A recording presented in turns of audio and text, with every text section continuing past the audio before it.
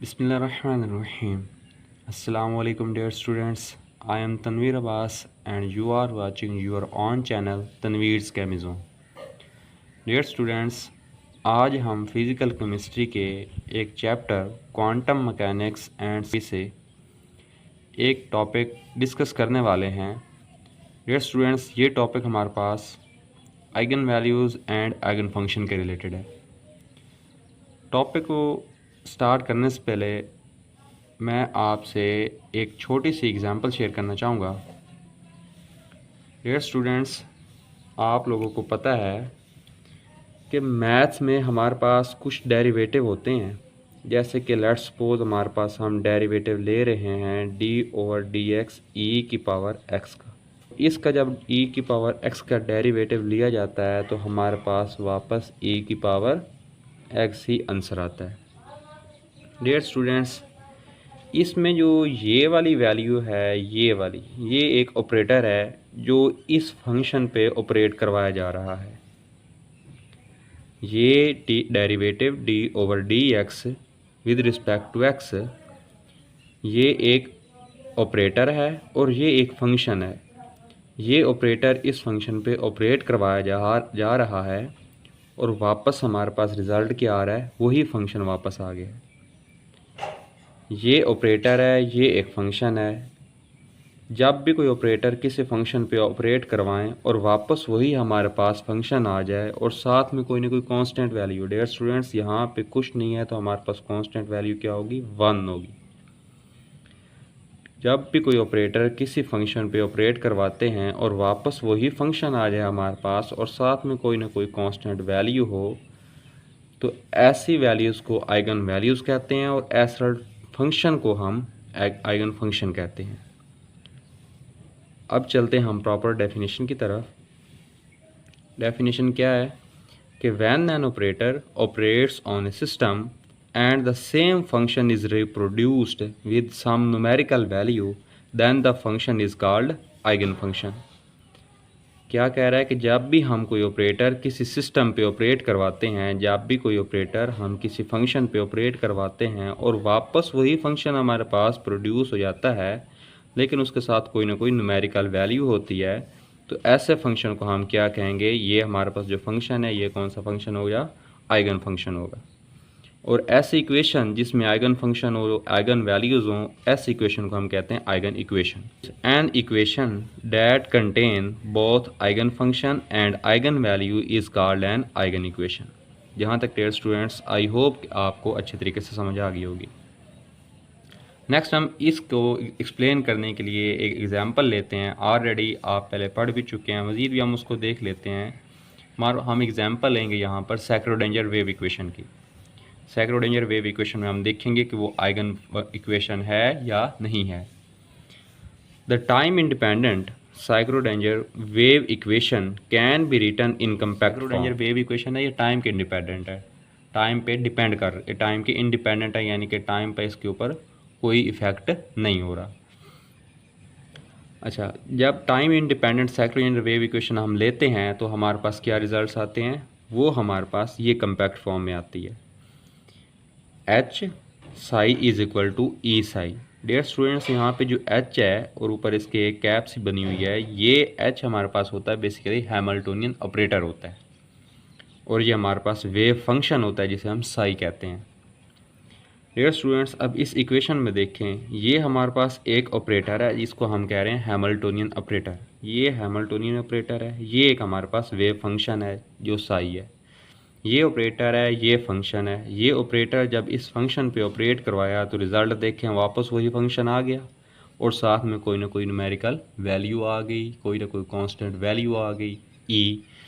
तो इस तरीके से हम कह सकते हैं कि जो सैक्रोडेंजर वेव इक्वेशन है ये भी एक आइगन इक्वेशन है और इसकी जो वैल्यूज़ हैं वो आइगन वैल्यूज़ हैं, और वेव फंक्शन साई जो है वो एक आइगन फंक्शन है। डियर स्टूडेंट्स, आगे चलते हैं। Equation 1 belongs the class of equation as eigen value equation. देखें, अब आपको वही बात कि इसमें आइगन वैल्यूज़ हैं, आइगन फंक्शन है, तो ये हमारे पास कौन सी होगी, आइगन इक्वेशन हो जाएगी। तो चलते हैं कि आइगन वैल्यू थी, इस वर्ड का मतलब क्या है, कहाँ से निकला है। The word eigen value is a partial translation of the German word eigen word. अच्छा, आइगन वैल्यू है, ये जो आइगन वैल्यू का वर्ड है ये कहाँ से निकला है? एक जर्मन वर्ड आइगन वर्ड से, उस वहाँ से निकला है। और इस आइगन वर्ड का मीन क्या है? मीन कैरेक्टरिस्टिक वैल्यू, यानी कि उसकी कैरेक्टरिस्टिक्स क्या होंगी, उसकी खसूसियात वाली जो वैल्यूज़ हैं, उसकी प्रॉपर्टीज़ वाली वैल्यूज़ जो हैं, ये उन चीज़ को डिस्कस करता है। An eigen equation has on one side an operator. जो हमारे पास आइगन इक्वेशन होगी उसके एक साइड पे क्या होता है? ऑपरेटर। वो भी हमने देख लिया सेकंड वेव इक्वेशन में। वो ऑपरेटर कौन सा है? H, Hamiltonian operator. Operating on a function, जो हमारे पास इधर साइड था, operating on a function and the other side a constant. एक हमारे पास कांस्टेंट आएगा, जो हमारे पास क्या आया था? ई आया था। Called the eigen value multiplying the same function, उसी फंक्शन के साथ दोबारा मल्टीप्लाई होगी, which is called the eigen function, जो हमारे पास आइगन फंक्शन कहलाएगा। इन इक्वेशन 1 एच कैप जो हमारे पास है, ये H represents the Hamiltonian operator. E is the eigen value, जो ई है उसमें वो हमारे पास क्या है? आइगन वैल्यू है, multiplying the same function which is called the eigen function.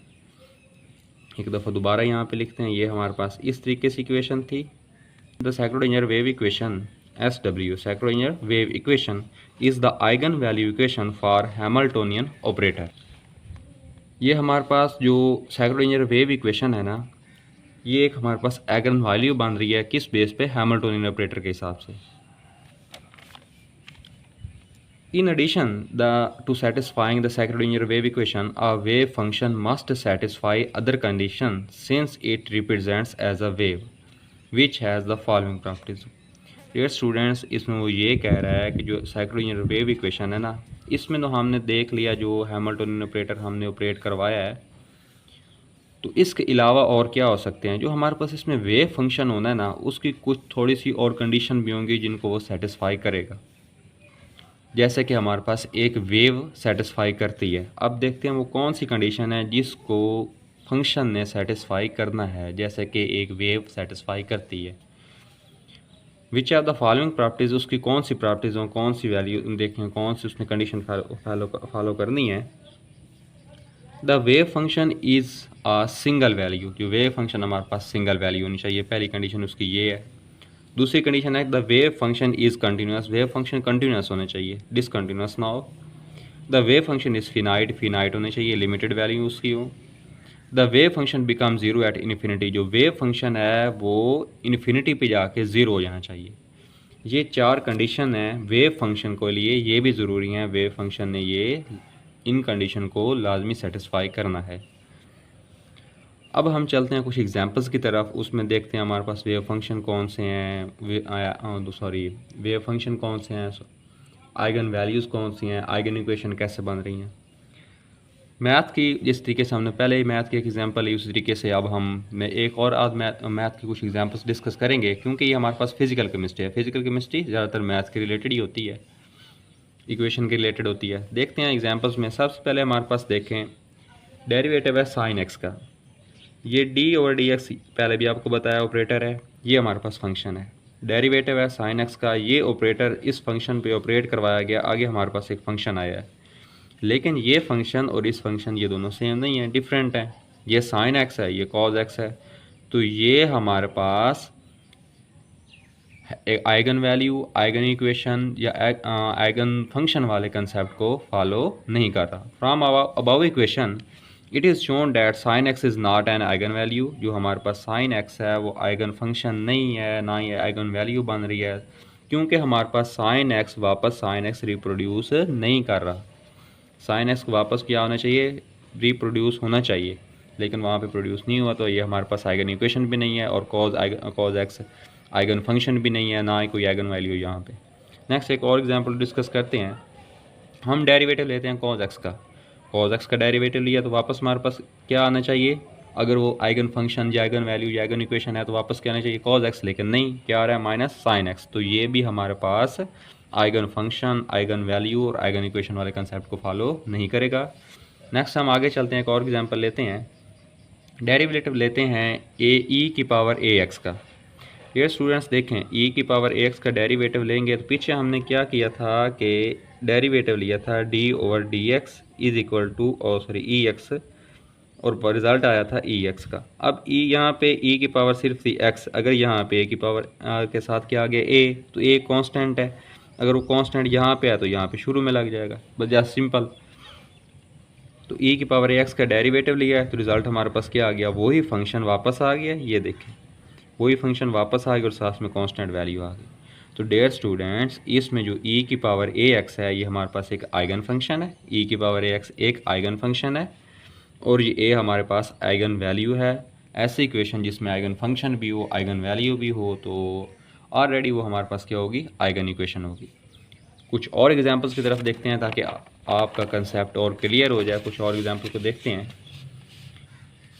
हमारे पास है वही जो हमने शुरू में लिया था, हमारे पास है वही वैल्यू जो हमने शुरू में ली थी, डेरिवेटिव ऑफ ई एक्स हुआ कि क्या आया था हमारे पास ई एक्स, ये भी हमारे पास एक आइगन इक्वेशन है।